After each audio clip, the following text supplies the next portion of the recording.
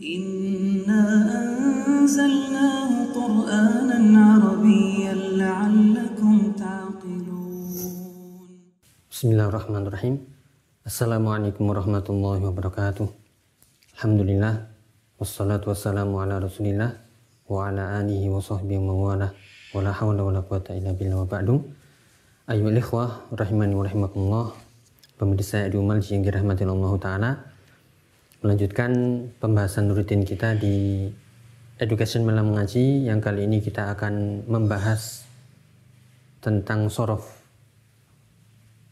yang kita ambil dari Silsilatul Ta'lim As-Sarf yang kita susun, dan insyaallah kita akan membahas tentang al-isim, ya, membahas tentang isim. Tentu pertanyaan bagi para ikhwah, kenapa di pembahasan sorof ya isim dibahas di bagian akhir ya? Kalau kita lihat, maka untuk menjawab pertanyaan ini, kalau kita lihat sorof artinya adalah perubahan, dan perubahan yang dimaksud adalah perubahan kata. Sebagaimana di pembahasan sebelum-sebelumnya, dari kata misalnya kataba berubah menjadi yaktubu, ya, berubah menjadi uktub, ya, bisa berubah lagi menjadi, misalnya kita turunkan kataba, kemudian yaktubani, ya, dan uktuba, dan seterusnya. Ini yang kita dahulukan kemarin atau di pembahasan-pembahasan sebelumnya, karena di awal-awal sorof fokus yaitu di perubahan fi'il, di perubahan kata kerjanya. Sebagaimana yang kita ketahui, kalau kita lihat di kamus ya, di kamus apapun, kalau kita ingin mencari kata kitab misalnya, kitabun, ini kitab bahasa Arab. Kalau kita ingin mencari kata kitab, kita tidak mungkin mencari langsung menuju kata kitab, ya, akan tapi kita cari kata dasarnya, dan kata dasarnya inilah yang menurut pendapat yang kita pilih adalah dari fi'ilnya, yaitu dari kata kataba. Sehingga kalau kita lihat di kamus, untuk mencari kata kitab, cari kaf, ta, dan ba, sehingga ketemu kataba. Tapi apakah langsung kita dapatkan? Tidak. Kataba, di bawahnya lagi ada ya perubahan yang lainnya, terus sampai di bawah sampai menemukan kata kitab. Karena mungkin yang kita temukan bukan kataba, mungkin yang kita temukan adalah kataba yaktubu, katban, atau di bawahnya lagi kitabatan atau maktuban, sampai kita temukan kata kitab. Disitulah yang mendasari bahwasanya untuk sorof awal-awal kita harus mempelajari yaitu kata kerja, yaitu fi'il, dan perubahan-perubahannya beserta fa'il yang melekat di dalamnya, dan juga dhamir-dhamir yang melekat yang sudah kita bahas kemarin. Ada dhamir marfu, ada dhamir mansub, ya, ada dhamir majrur, ada yang muttasil, ada yang munfasil, ya, dan seterusnya. Yaitu dari pembahasan yang sudah kita lalui. Baru setelah itu kita akan membahas isim. Karena apa? Kita bahas juga karena dalam bahasa Arab kita nggak akan lepas dari namanya 3 kalimah atau macam kalimah kata dalam bahasa Arab ada 3, yaitu fi'il, kemudian isim, dan harf. Kita sederhanakan, kalau fi'il itu kata kerja beserta perubahan-perubahannya, tasrif-tasrifnya, fa'ala, fa'ala, fa'alu, yaf'alu, yaf'alani, yaf'aluna, ya, if'al, if'ala, if'alu, dan seterusnya. Ya, kemudian isim ini kita sederhanakan, ya, dimaksud isim ini adalah kata benda atau kata yang menunjukkan nama. Misalnya ini yang menunjukkan nama kolam, ini adalah isim. Ya, demikian juga papan tulis, ini adalah isim yang menunjukkan nama. Dia tidak mengandung kata kerja, tidak mengandung perbuatan. Maka setiap yang kita lihat ini, ya, di benda-benda sekitar kita atau nama-nama di sekitar kita, ataupun hewan-hewan ya, nama-namanya ya. Jika itu tidak mengandung perbuatan atau kejadian, maka itulah isim. Sederhananya seperti itu. Ya, sehingga isim ini adalah kata benda, kata sifat, nama, nama tempat, nama orang, nama hewan, nama bunga, nama makanan, semuanya yang tidak mengandung ya kejadian atau pekerjaan.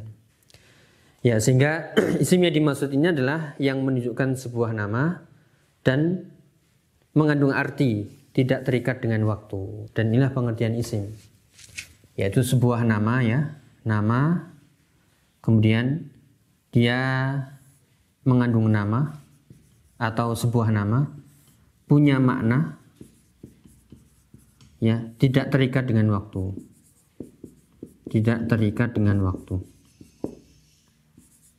Ya, atau yang kita sebutkan tadi, tidak terikat dengan pekerjaan.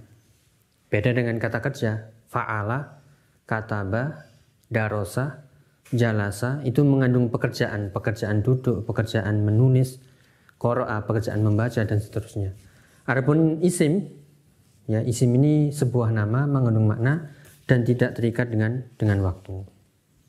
Ya, ini harus kita pelajari di bahasa Arab, baik itu nahwu dan shorof, karena kita pasti akan ketemu kata-kata ini.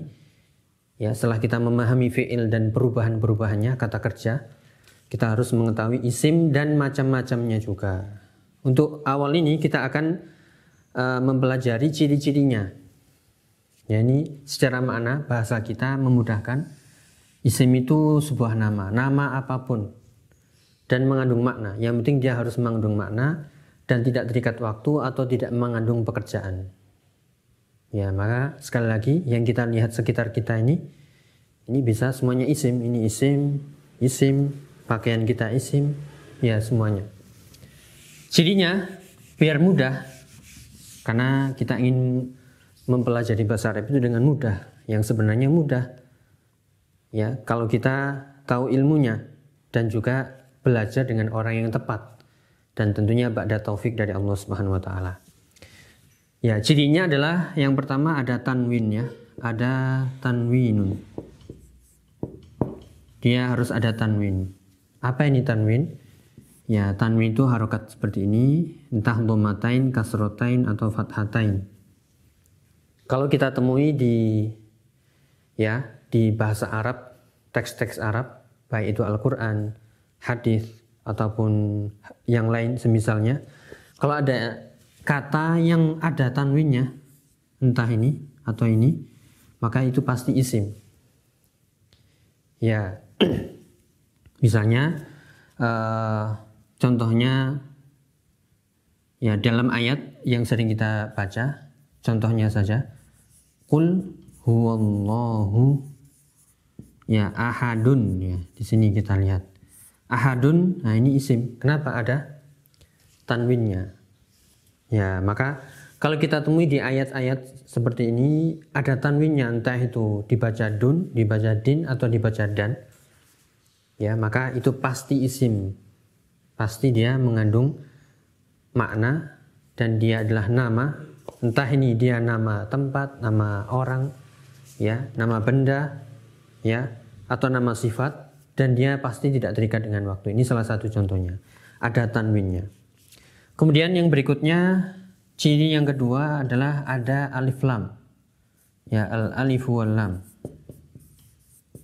Ya, ada alif lamnya. Kalau ini tanwin ada alif lamnya, atau gini, ada ininya. Ya, contohnya dalam ayat dzalikal kitabu la raiba fi. Dzalikal kitabu la ya raiba fi. Ya, kita fokus dari ayat ini yang kita pelajari saja. Mana yang ada alif lamnya? Ya, ini ada alif lamnya, al-kitabu ini. Nah, untuk awal-awal seperti ini kita fokus di tanda-tandanya saja. Yaitu yang ada tanwin atau ada alif lam, dan alif lam pasti letaknya di depan. Tidak mungkin letaknya di belakang, yaitu di depan seperti ini. Dzalikal kitabu. Atau di Al-Fatihah alhamdulillahi. Alhamdu itu berarti isim. Kenapa? Ya, ada tanwinnya. Ya, kemudian yang ketiga, dia berharokat kasroh. Ya, ada kasrohnya atau harokatnya kasroh. Contohnya yang paling mudah, Bismillahirrahmanirrahim. Ya, di sini ada Bismi Allahi Ar-Rahmani Ar-Rahimi. Berarti kita lihat, berarti semuanya isim ini. Kenapa? Yang harokatnya kasroh itu semuanya pasti isim. Ya. Kemudian yang didahului oleh huruf jar yang keempat. Ini tanda utama dari isim, yaitu ada harfun jar, didahului oleh harfu jarrin. Apa itu harfun jar? Itu kata penghubung. Seperti bi ini contohnya bi. Ya, bi atau yang lebih dikenal dengan ya min, ila, an, ala, fi. Kalau kita temui ayat-ayat atau hadis didahului oleh min atau ila atau an atau ala atau fi, pasti setelahnya itu isim dan harokatnya pasti kasroh. Ini menjadikan harokatnya kasroh. Ya, kasrotun. Ya, bismillahi. Ya, bismillahi, bismi. Ya, maka zalikal kitabul la raiba fihi. Ini kita belum belajar. Ya, nanti. Yaitu setiap yang didahului oleh huruf jar, maka itu adalah isim.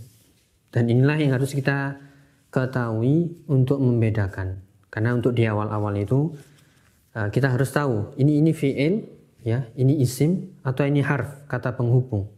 Kalau kita sudah menguasai itu, maka akan insya Allah dimudahkan ya untuk memahami bahasa Arab lebih lanjut setelah kita mengetahui yaitu fi'il, kata kerja beserta perubahannya yang sudah kita bahas, beserta fa'il dan domirnya yang melekat di situ, dan kita harus mengetahui isim. Tanda utamanya biasanya kalau kita temui atau kita mudahkan, cukup kita menghafalkan yang ini saja misalnya, tanwin dan alif lam. Ini pasti sudah.